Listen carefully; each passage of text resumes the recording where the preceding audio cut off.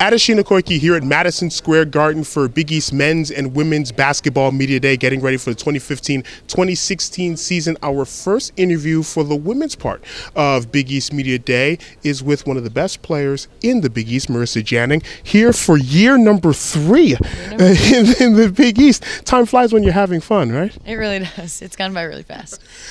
Going into this season, 17-14 last year, but you have 4 returning starters. You have a lot of players that were on the team last year coming into this year. So there has to be a whole lot of optimism in Omaha going into this season.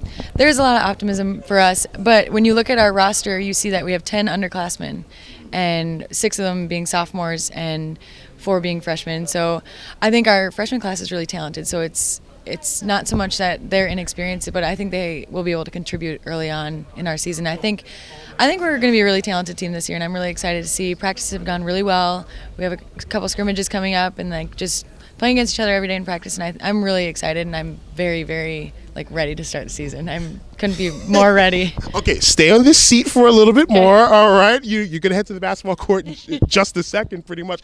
By the way, how would it feel to play basketball here at Madison Square Garden at one point in your career? That would be awesome. I would have never thought that, being in the Missouri Valley my freshman year, I would have never thought that one day I'd be going to Big East Media Day at Madison Square Garden. And then we got to watch a men's game here, and even just watching the men's game, you have an itch just I want to play on the court. I just want to go shoot. And I think it's really cool because it's the most well-known arena in the world, and I think it'd be awesome to play here one day, but I don't know, we'll see. What's the most important part in getting the newcomers to be on the same page with the veterans coming back? What's the most important part in that transition? I think for me, it's showing leadership and taking them kind of under your wing and telling them certain things, how practices are run. And early on we had a problem about subbing, and it took long to sub because they would be afraid to say Marissa, I'm coming in for you, even though I'm a senior. No, come in for me. This is what we're going to do. We're going to get stuff done. We're going to work together. We're going to work hard. We're all going to be on the same page. And then taking extra time out of your day, after practice, before practice, taking them through shooting drills and just getting them ready and prepared as best as you can to be ready, and telling them kind of Flan's tendencies. If he's yelling at you, you better look at him. If he's not, still look at him, because you got to pay attention. Because if he tells post player one thing and you're a post player and you go and screw it up, don't do that. Just trying to make them aware of everything that we do on a day-to-day basis, and giving them a heads up on different things. And I mean, taking them under your wing and just kind of teaching them. And it's nice to kind of see that you can influence people in a huge way, and I really like that. I've seen Coach Flannery around. He seems like a teddy bear. Oh, he is. At times. At times. He gets to yell a little bit, early on. The truth comes out. No, but Coach Flannery's done a great job from the Valley and going into the Big East. So you were saying that some of the newcomers and the youngsters would be afraid to tell you that you're coming out?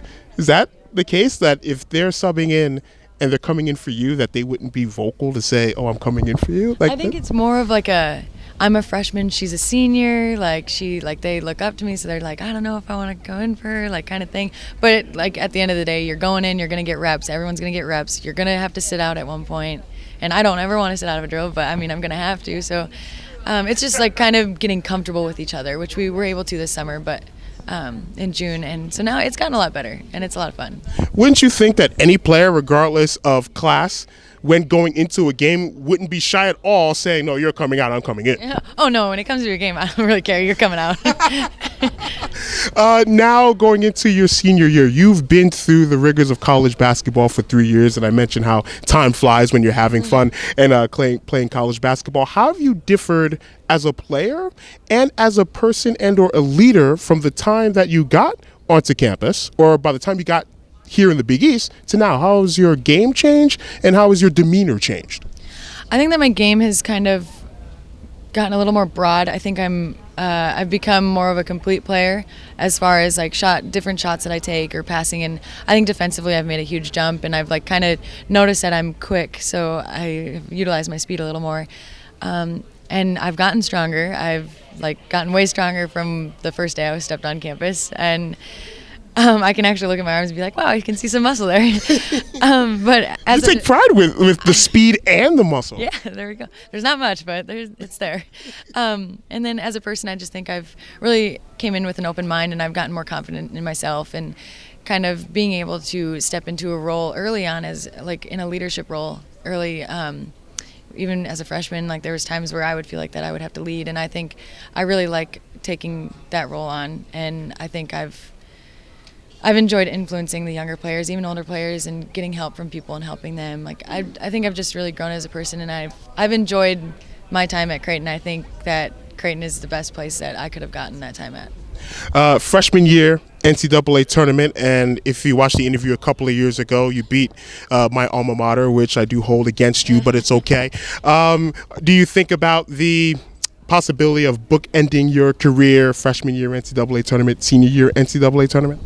I would do anything to go back. I would absolutely do anything to go back. It was so much fun, and like winning a game that we didn't expect to win, because we were still in awe of making it, and then because we just got an at-large bid, we didn't get a for sure bid in to start. And I think when we got there and we beat Syracuse, it was just really exciting. And then we played Tennessee, and you get to play at Tennessee. Like you played, like I've had great opportunities at Creighton, and that was one of them. And then just to be in the Big East now, like it's endless opportunities for us. And I think that's kind of the way that I'm looking at this, my senior year. It's endless opportunities, and like anything can happen. And we're a really good team, we're really talented, and I really want to go back to the tournament. So it's almost the what would you do for a Klondike bar. Have you seen those commercials? Yes, and pretty much. I would do just about anything to go to the tournament. What would you do to go to the NCAA tournament?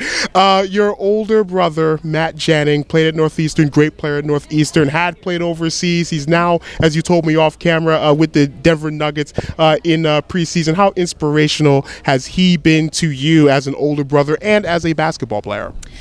He's been the most inspirational person in my life, next to my dad, and my mom and sister also. I have them. But for the basketball side, Matt and my dad, Jeff, have been my right and left hand. Like they've just been incredible. And like watching Matt, and like I've had him to say like, hey, I have this defense coming at me. Like even through high school and college, I have this defense coming at me. What's the best to do? And like he'd be able to tell me, or he'll watch the games. Like when he was in Turkey last year, he'd stay up until 5 or 6 a.m. watching my games, or like whatever the time change was, and he would send me a text, or my dad would send me a text saying you could do this or this or this or anything differently. And they give me pointers, and they're great, and I'm very blessed to have them in my life, and very blessed that I have such a talented brother, and that he's just so willing to help and like share his experiences with me and kind of be able to influence me. So that's why I want to do that for the younger players on my team, because I really look up to him.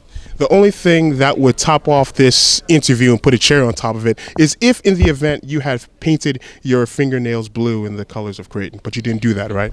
No, not at all. Not at all. Not right. Go ahead. Come on, show him. Come on. There we go. All right. The speedier, stronger Marissa Janning of Creighton University. Marissa, it has been a pleasure. Thank you so very much for joining us. Best of luck and success to you and the Blue Jays in 2015-2016. Thank you, and thanks for having me.